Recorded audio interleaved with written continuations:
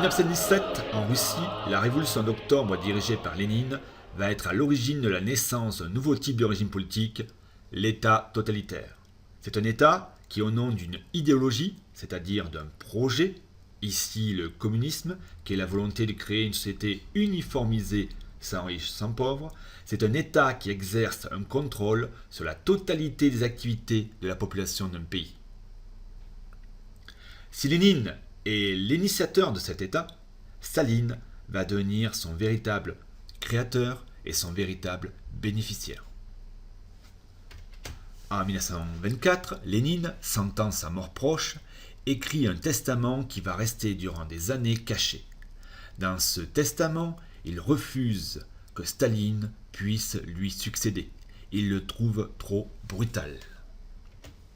Staline est déjà le maître du parti unique, le parti communiste.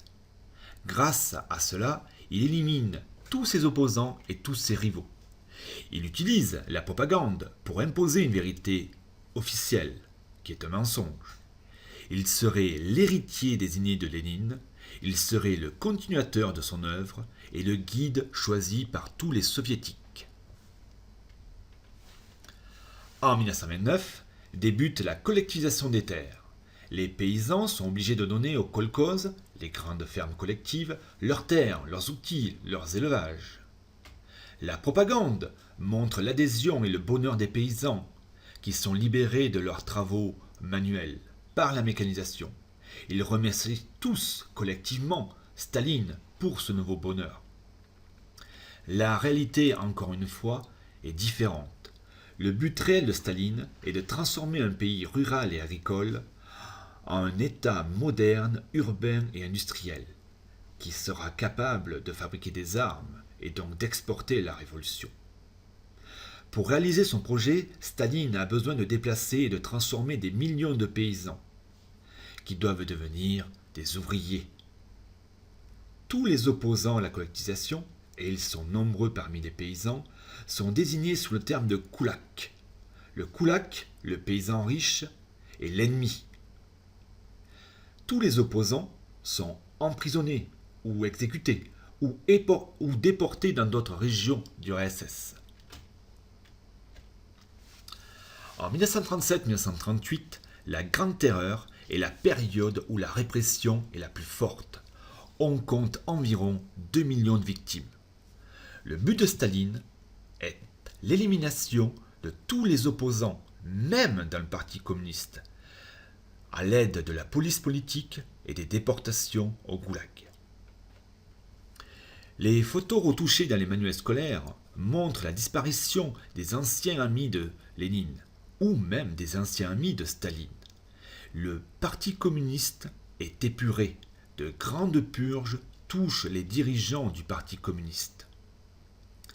Pour masquer les échecs de la collectivisation, qui a entraîné des millions de victimes par les famines notamment, pour masquer les échecs de la planification, des plans quinquennaux, des procès truqués sont mis en scène.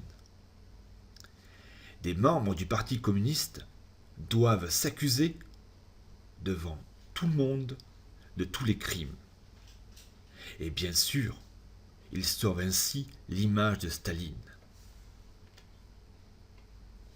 Un citoyen soviétique sur 100 est incarcéré. Près de 2 millions de soviétiques se retrouvent dans les goulags, les camps de travail forcés, situés la plupart du temps dans les régions les plus difficiles, notamment en Sibérie. Ces prisonniers doivent travailler gratuitement, par force, et exploiter ainsi les gisements notamment ou réaliser la construction des complexes industriels décidés par Staline. En tout, un soviétique sur 200 est mis à mort. Parfois, certains jours, on dénombre près de 4000 exécutions, notamment sur ordre direct de Staline. Avec la Grande Terreur, le culte de la personnalité autour du chef, du guide, Staline, augmente encore. Il s'agit de vénérer publiquement Staline par des poèmes, des chants, des manifestations sportives ou artistiques. À ce moment-là, la création de l'État totalitaire est terminée. Staline, par la propagande, le culte de la personnalité ou les organisations de jeunesse, contrôle les pensées de la société. Staline, par la planification et la collectivisation, contrôle l'économie. Staline, par la Grande Terreur, la police politique ou le goulag, a détruit toutes les oppositions. La stalinisation de l'URSS est achevée. Dans les années 20, le parti nazi d'Adolf Hitler, un chef d'extrême droite, connaît peu de succès électoraux.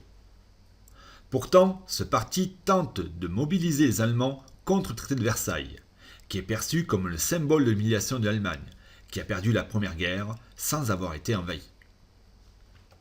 La crise économique mondiale qui éclate en 1929 explique les succès électoraux de plus en plus importants des nazis. Par la propagande, ceux-ci s'adressent aux millions de chômeurs. Ils désignent des ennemis, des coupables. Ils proposent des solutions simples. Le 30 janvier 1933, fort de 43% des voix aux élections, Adolf Hitler est nommé chancelier de l'Allemagne. Dès les premiers jours, il commence à détruire la démocratie.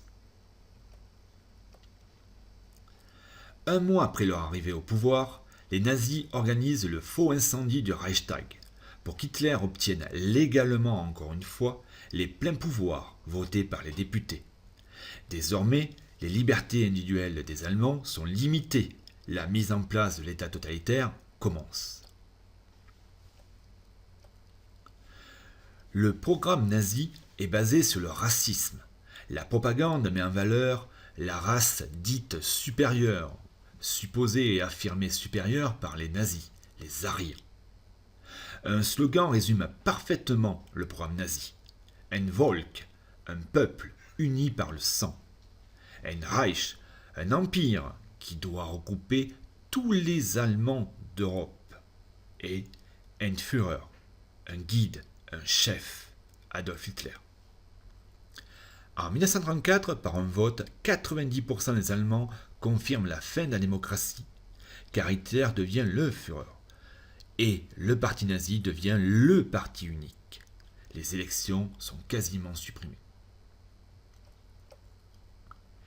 Hitler profite d'une véritable popularité pour mettre en place un culte de la personnalité, à l'aide d'une propagande intensive, notamment auprès de la jeunesse.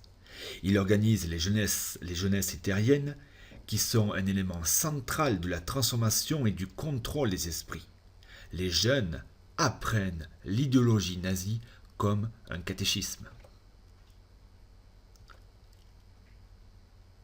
Dès 1933, une police politique, la Gestapo, a organisé l'arrestation et l'emprisonnement sans procès, sans respect de la loi, de tous les rivaux ou opposants aux nazis. Ils sont tous regroupés dans des camps de concentration. Les conditions de vie à l'intérieur des camps sont abominables. Les taux de mortalité sont très importants. Parmi les races jugées inférieures par les nazis, les juifs sont la cible privilégiée. Ils sont tenus par les nazis depuis la naissance de ce parti, responsables de la défaite de 1918, responsables de la crise économique, responsables des malheurs de l'Allemagne. Avec les terribles lois de Nuremberg en 1935, les Juifs perdent leurs droits civiques. Ils ne sont plus considérés comme des citoyens allemands. Avec le boycott des magasins juifs, avec l'interdiction de certains métiers aux Juifs, avec les premières persécutions comme la Nuit de Cristal en 1938, on peut dire que l'État totalitaire allemand est achevé. Désormais, l'État veut contrôler totalement les activités multiples de la population de l'Allemagne.